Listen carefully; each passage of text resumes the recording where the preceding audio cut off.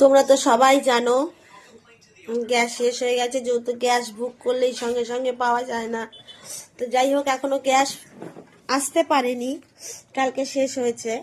তো রান্না বান্না করে কিন্তু আমি খাওয়া দাওয়া আমার হয়ে গেছে, ছেলে খেতে বসছে। তো কি কি রান্না করেছি সেটা তো তোমাদের কাছে একটু শেয়ার করতেই হয়। তো মাংস আনতে গিয়েছিলাম, মাংসের দোকানে মাংস দেয়নি আমার জামাইবাবু, বলছে মাংস এখন হবে না, তুমি অনেক লেট করে এসছো। তো যাই হোক, তুমি তো জানোই আমার ঘরটা অনেক ছোট। তো আমি ইন্ডাকশানে রান্না করেছি, দেখো এই যে ইন্ডাকশানটা নিচে রেখেছি, নিচে রেখে ভাত করেছি। ওই যে ওপরে তরকারি রেখেছি, ওই দেখো। তো একটুখানি একটুখানি কি করেছি, ওটা ওটা ডিমের কারি করেছি। আর পাশে দেখো একটা চিপস এনেছি। তারপরে সাথে ওই যে ঘি আছে, ঘিটা দেখতে পাচ্ছ, এই যে ঘিয়ের বোতলটা নিয়ে এসছি, আজকেই কিন্তু নিয়ে এসছি ঘিয়ের বোতলটা। দেখো পুরো অর্ধেক খেয়ে ফেলেছি, সত্যি আজকে নিয়ে এসছি। তারপরে সাইডে দেখো ফল আছে, খাওয়া দাওয়ার পর এখন ফল খাবো। তো আমার ছেলে আর আমি রান্না করে খেয়ে নিলাম। হ্যাঁ ঠিক আছে, এই দেখো ইন্ডাকশানে রান্না হয়ে গেছে। লঙ্কা এনেছি, কি করব। তো ইন্ডাকশানটা রান্নাঘরে নিয়ে নিই, ঘরেই ঘরেই খেয়ে নিয়েছি।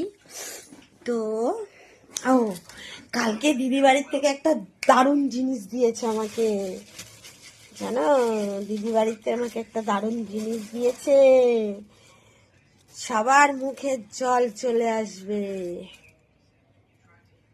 একজন আমার কাছে চেয়েছে, তাকে আমার দিয়ে আসতে হবে। তো আমার একটা ফেভারিট একটা বন্ধু, কি বলতো এটা, এটা জলপাই দিয়ে দিদি আচার করেছে। তো অনেকটা দিয়েছে, অনেকটা। তো যা আছে ওই দিদিকে একটু দেবো, আমি একটু খাবো।